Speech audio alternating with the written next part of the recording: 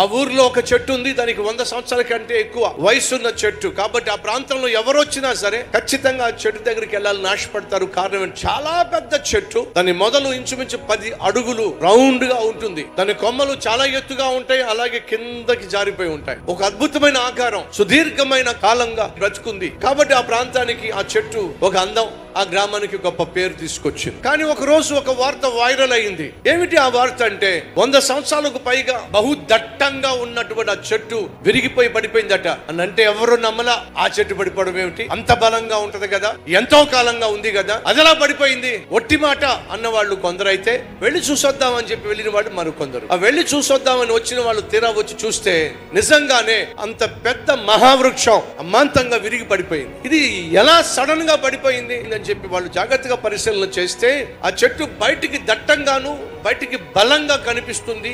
చాలా కాలంగా అది ఉంది, కానీ లోపల మాత్రం ఉన్న సారమంతా ఆ చెద తినేసింది. బయటికి అందంగా కనిపిస్తున్నా, ఆకారం చాలా పెద్దగా ఉన్నా, దట్టంగా బలంగా కనిపిస్తున్నా, సడన్ గా విడిగి పడిపోవడానికి కారణం ఏమిటంటే లోపల జరగకూడనటువంటి డ్యామేజ్ జరిగిపోతా ఉంది. లోపల ఉన్నటువంటి ఆ చెట్టు సారానికి ఆధారమైనటువంటి ఆ బలాన్ని చెద మొత్తం తినేయడం ప్రారంభించింది. వింటున్నావా? నీ చుట్టూ ఉన్న వాళ్ళ గురించి చాలా గొప్పగా చెప్పుకుంటున్నారు, కానీ లోపల సంగతి ఏమిటి? ఎంతో కొంత చెద నీ ఆత్మీయ జీవితంలో చేరిపోయింది. ఆ చెద ఏం చేస్తుందో నీకు తెలియకుండానే నీలో ఉన్న సారాన్ని పూర్తిగా అది తిని పడేస్తుంది.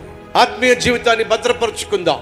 నీకు నాకు మన జీవితానికి, మన రక్షణ ఆనందానికి ఆధారం దేవుడు మనకిచ్చిన అద్భుతమైనటువంటి ప్రార్థనా జీవితం, వాక్య ధ్యానం. దేవుని సన్నిధిని నిర్లక్ష్యం చేయకుండా క్రమముగా దేవుని సన్నిధికి వచ్చి దేవుణ్ణి ఆరాధించటం, కీర్తించటం, సంఘముగా సకుటుంబముగా దేవుని సన్నిధిలో చేరి ఆయన వాక్యమును ధ్యానించటం, అది మనకు ఆశీర్వాదం.